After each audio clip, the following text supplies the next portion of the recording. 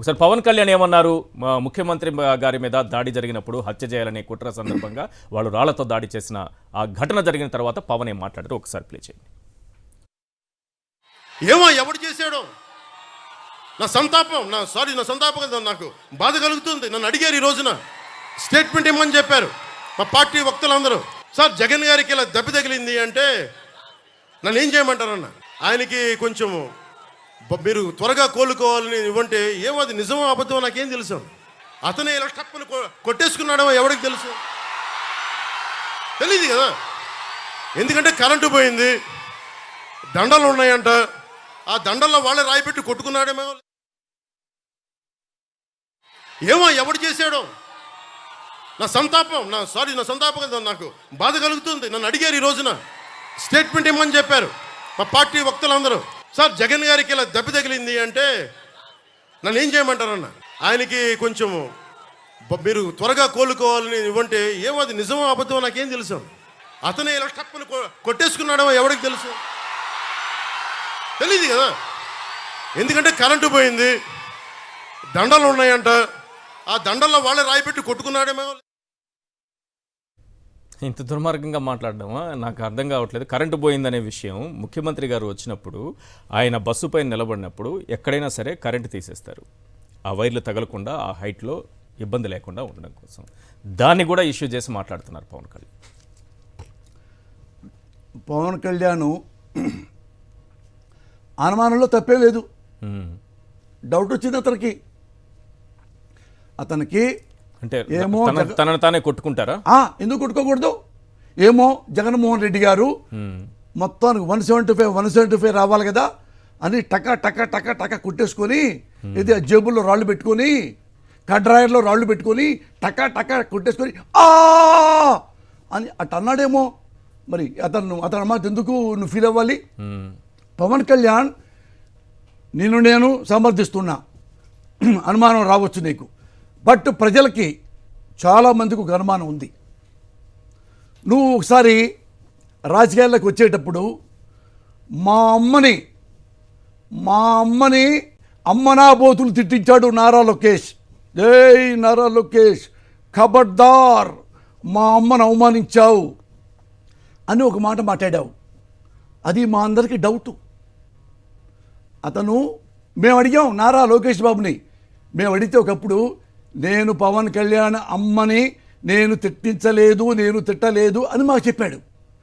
చెప్తేప్పుడు మాకు డౌట్ ఏంటంటే, నువ్వు రాజకీయాల్లోకి వచ్చేటప్పుడు రాజకీయ ప్రయోజనాల కోసం, కొంచెం ప్రజల్లో సానుభూతి కోసము, స్టార్టింగ్లోనే పెద్ద బ్యాంకు కోసం నువ్వే మీ అమ్మని 10 మంది కిరాయి వాళ్ళని పెట్టుకొని అమ్మ లెక్కలు తిట్టించావేమో మిమ్మల్ని.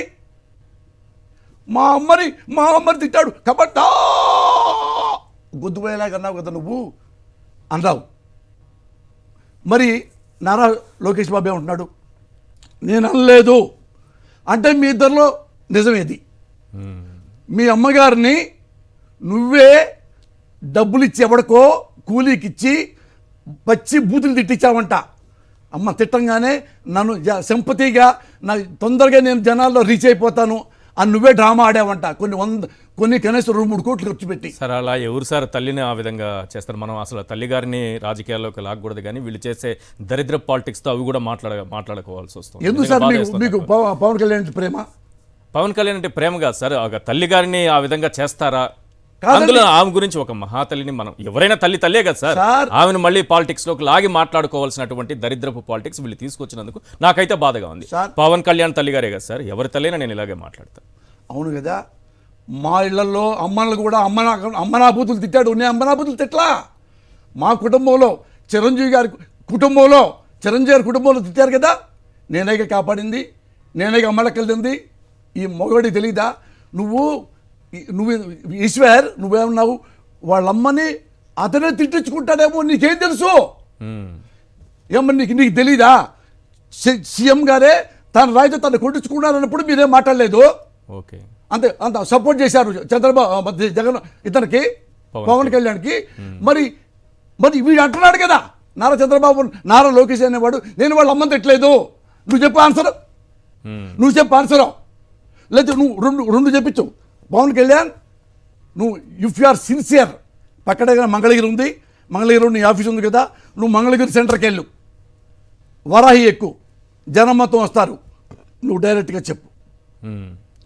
మా అమ్మ మీద ప్రమాణ సాక్షిగా చెప్తున్నా, నారా లోకేష్ అనేవాడే మా అమ్మ తిట్టించాడు అను అను ఇవన్నీ నేను వెనక్కి తీసుకుంటా.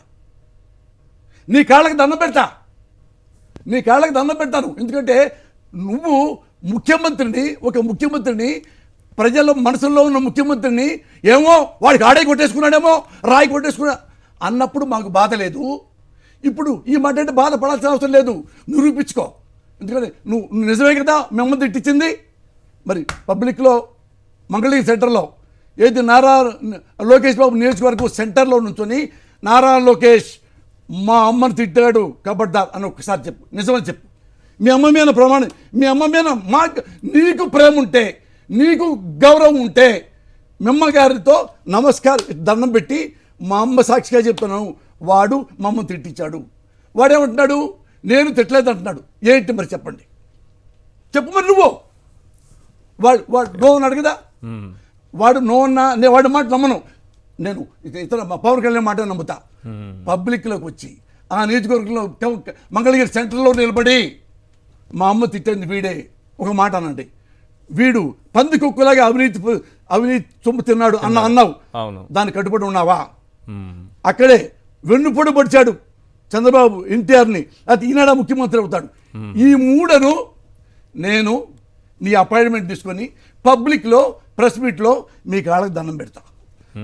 హౌ ఆయన ఎలాగో ఎన్డీఏలో భాగస్వామి, టీడీపీతో భాగస్వామి, చంద్రబాబుతో భాగస్వామి, ఎన్డీఏలో ఉంటూ కూడా ముందుగానే చంద్రబాబుతో పొత్తు పెట్టుకున్నారు. ఆయన ఎలా చెప్తారు ఇవన్నీ? ఇంక ఇప్పుడు అంటే వాళ్ళ అమ్మని తిట్టలేదు అనమాట. మళ్ళీ మీరు ఇట్లా లాజిక్ లాగి నువ్వే చెప్పు సమాధానం, నువ్వే చెప్పు రాజా. నేను ఎవరినట్లా? ఇదిగో నేను ఇక్కడ 37 ఏళ్ళ నుంచి చిన్న మేసాల దాకా ముందు ఇండస్ట్రీలో ఉన్నా.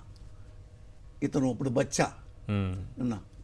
అలాంటి వాడిని నన్నే ఈ చంద్రబాబు ఇతను పవన్ కళ్యాణ్ అనేవాడు నా కుటుంబంలో ఉన్న ఆడవాళ్ళని, అమ్మలాంటి వాళ్ళని తిట్టించాడు. దాన్ని కూడా ఆడట్లేదు నువ్వు. నాకు సింపతి ఏంటంటే మీ అమ్మగారు నాకు కూడా తల్లి లాంటిది.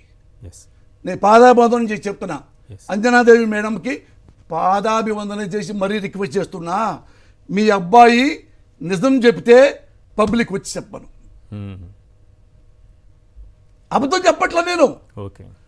నువ్వు వీడే తిట్టాడు మా అమ్మని మళ్ళా చెప్పను.